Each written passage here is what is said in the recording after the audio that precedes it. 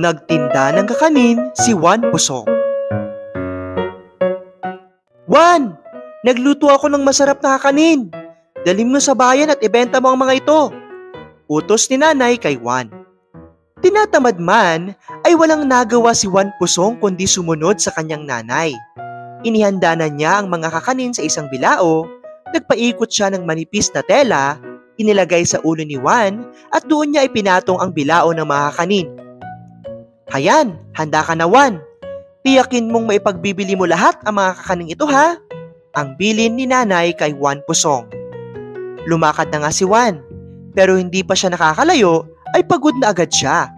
Ibinaba niya muna ang bilao ng kakanin. Nakakita siya ng langaw sa ibabaw ng isang kakanin. Kinuha niya ito at inihagis. Hala, sige, dahil gusto mo ng kakanin, ipapautang ko to sa'yo. Babalikan ko ang bayad sa darating na Lunes, sabi ni Juan sa langaw, saka nagpatuloy sa paglalakad. Pero hindi pa siya nagtatagal sa paglalakad nang muli siyang mapagod. Ibinaba niya uli ang bilao at nagpahinga sa ilalim ng isang puno.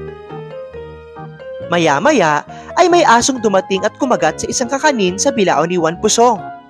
Ibinaton niya sa aso ang kakaning kinagatan nito, sabay sabi, "Hayan, ubusin mo na ang kinagatan mo.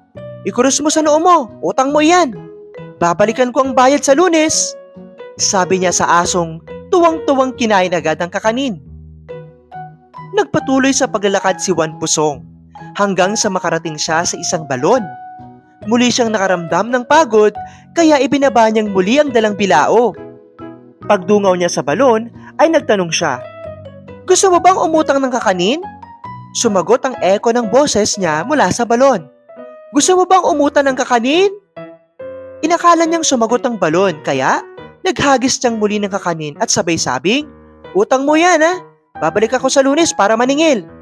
Bago siya umuwi ay isang kakanin na lamang ang natitira. Nakakita siya ng mga palaka sa daan. "Ipapautang ko sa inyo ang huling kakanin pero bayaran niyo ako sa Lunes," ang sabi niya sa mga palaka. "Kukak, kukak!" ang sigaw ng mga ito sa kanya. Inihagis niya sa mga palaka ang huling kakanin. Pag-uwi ni Juan ay walang laman ang bilao. "Naubos pong kakanin, Nay. Pero sa Lunes ko po makukuha ang bayad dahil inutang nila ang mga ito," paliwanag ni Juan Pusong.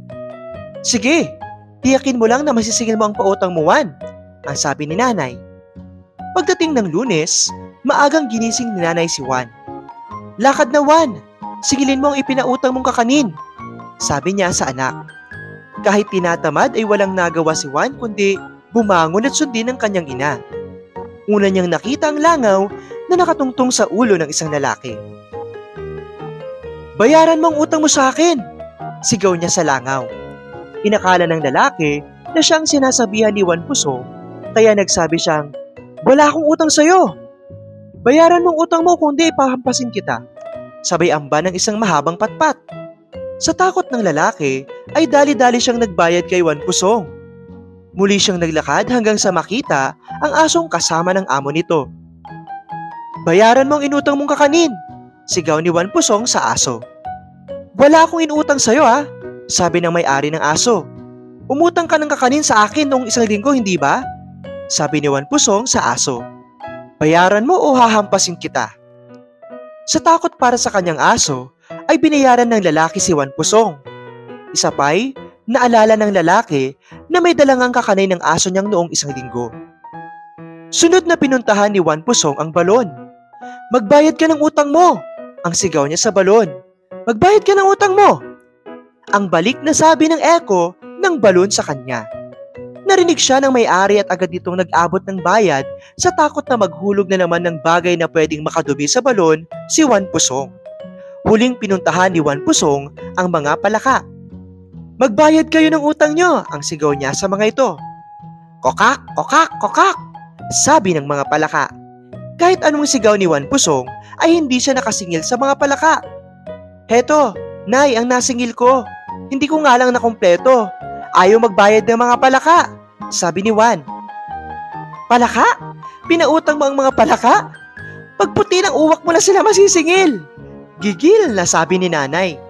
"Hindi lang palaka kundi maging langaw, aso at balon," sabi ni Juan Pusong. Pero nasingil ko silang maliban lang sa palaka.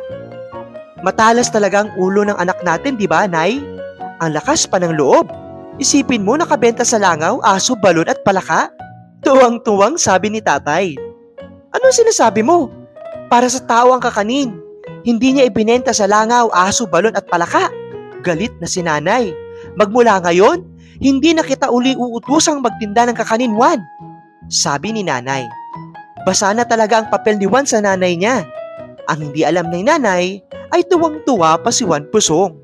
Sa wakas, hindi na siya mapapagod sa pagtitinda ng kakanin.